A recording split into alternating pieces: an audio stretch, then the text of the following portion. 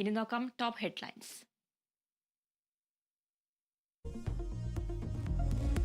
നടൻ ഷൈൻ ടോം ചോദ്യമുനയിൽ. ചോദ്യം ചെയ്യൽ നാർക്കോട്ടിക് ACPയുടെ നേതൃത്വത്തിൽ. ലഹരി ബന്ധവും ഹോട്ടലിൽ നിന്ന് ഇറങ്ങി ഓടിയതിലും ചോദ്യങ്ങൾ.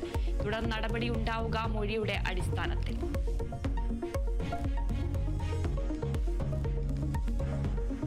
CPIM സംസ്ഥാന സെക്രട്ടേറിയറ്റ് തിരുവനന്തപുരത്ത്. നിലമ്പൂർ ഉപതെരഞ്ഞെടുപ്പ് ഒരുക്കങ്ങൾ ചർച്ചയാകും. PV അൻവർ അടഞ്ഞ അധ്യായമെന്ന് LDF കൺവീനർ. ഇടതുമുന്നണിക്ക് അനുകൂല സാഹചര്യമെന്നും TP രാമകൃഷ്ണൻ.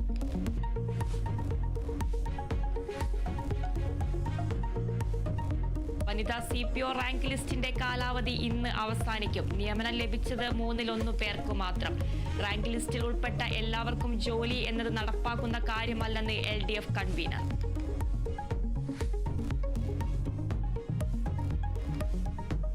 കാനഡയിൽ ഇന്ത്യൻ വിദ്യാർത്ഥിനി വെടിയേറ്റു മരിച്ചു. 21-കാരി ഹർസിമർത്ത് കൊല്ലപ്പെട്ടത് ബസ് സ്റ്റോപ്പിൽ നിൽക്കുമ്പോൾ. അക്രമികൾ ലക്ഷ്യമിട്ടത് വിദ്യാർത്ഥിനിയെ തന്നെയാണോ എന്നതിൽ വ്യക്തതയില്ല.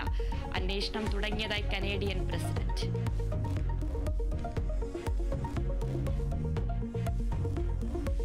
ഡൽഹി മുസ്തഫാബാദിൽ കെട്ടിടം തകർന്നു വീണ് 4 പേർ മരിച്ചു. 14 പേരെ രക്ഷപ്പെടുത്തി. അവശിഷ്ടങ്ങൾക്കിടയിൽ നിരവധി പേർ കുടുങ്ങിക്കിടക്കുന്നതായി റിപ്പോർട്ട്.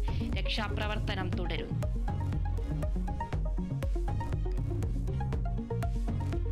കോഴിക്കോട് പോലീസ് കസ്റ്റഡിയിലെടുത്ത ആളുടെ വീട് കത്തി നശിച്ച നിലയിൽ. കത്തിയത് വെള്ളയിൽ സ്വദേശി ഫൈജാസിന്റെ വീട്. കസ്റ്റഡിയിലെടുത്തത് നാട്ടുകാരുമായുള്ള സംഘർഷത്തെ തുടർന്ന്. ഫൈജാസ് ലഹരിക്കടിമയാണെന്ന് നാട്ടുകാർ.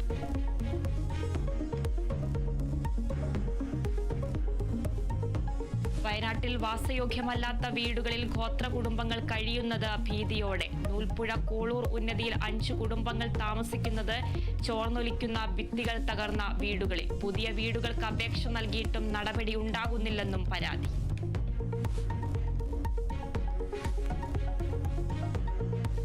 ഇന്ത്യൻ പ്രീമിയർ ലീഗിൽ ഇന്ന് 2 മത്സരങ്ങൾ. ആദ്യ മത്സരത്തിൽ ഗുജറാത്തും ഡൽഹിയും ഏറ്റുമുട്ടും.